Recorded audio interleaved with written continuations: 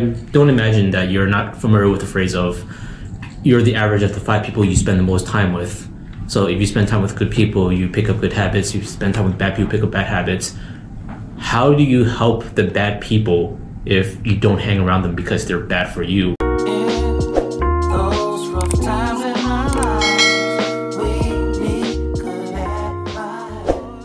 When you look at divorce rates in America, it is over 50%. It's actually coming close to 55, 60%. Yeah. So what's going on there where, as you said, we're supposed to learn to be interdependent, yet the foundation, the function of what creates a strong society from your perspective is not holding together? Yeah, there's a disconnect because we want all of the benefits, right? We love that feeling of being in love. We love the feeling of having people do things for us. That's great, right? But we forget that it's better to give than to receive. And if you really can give in a way where you're safe to give and know that that's going to come back to you and that person is going to want to race you again to the top, then that's an even better feeling, right? And so giving becomes contagious, it becomes advantageous, and it becomes something that really is as a natural part of you. So I look at it like this: we have a lot of scarcity mentalities,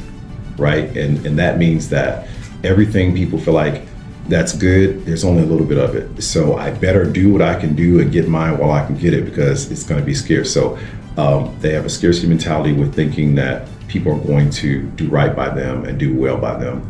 And I don't believe it's that there aren't people who would do it, but it becomes contagious to then have everyone be self-centered. And then it's almost like a zombie syndrome, right? As you become that, or you run into one narcissist or one person who sucks you dry, then you start to pull back. And then you want to be vulnerable. Then you don't want to put yourself out there. And then sometimes hurt people then create new hurt people who create new hurt people who create new hurt people. And then you look up and everyone's like, I'm good on this. There's just too many broken and hurt people out there, but they're not recognizing it's the brokenness.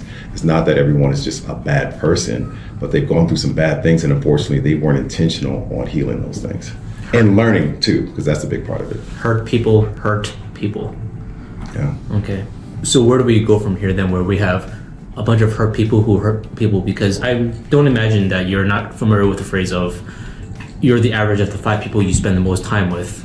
So if you spend time with good people, you pick up good habits. If you spend time with bad people, pick up bad habits. How do you help the bad people if you don't hang around them because they're bad for you, and then they continue to hang out with bad people? Like it almost seems like the advice that helps people succeed is the same exact advice that doesn't help the people who need it the most, because I recognize that in my circle, there are certain people that I don't want around me. Right. But then like the trade-off there is, if I don't help this person, how do they grow? Yep. So what has to happen there? No, I appreciate you sharing that, and I think that's why we're talking, right? Because we can feel that like energy, right? Even if you come from different perspectives, there's respect, there's ability to learn. So I feel like I can learn from anyone, good, bad, whatever, so there's always something. And then I have the chance to hopefully pour in and share as well. I really think it comes down to the fact that we don't have to depend on just information through our direct relationships. I mean, how are we talking right now? We have mobile tools, we have YouTube, we have TikTok, we all have all these things, right? So we can get access to information from a lot of different places. I think the biggest thing is just the wherewithal to know to be better requires intentionality. It first means you have to get over your past hurt and pain, and it wasn't your fault that those things happened to you, but you are accountable for the fact that you let that be your storyline for 5, 10, 15 years going, right? You didn't do something about it, but mostly it's because people don't think about the brain and the heart being very sensitive organs, and you can't expect to play in sports at a high level with a nagging injury that you never dealt with, right? You're not going to be Michael Jordan and not have a person, a trainer take care of you and make sure you can perform at your highest level. Well, relationships require us to perform at a very high level to really enjoy them the way they're meant to be structured. But when we don't get healed, then we're hobbling through. And so then we're hurting the team that way. And then, ego says, well, why aren't you passing me the ball? I'm out here too. Well, you're playing on a kickstand, man.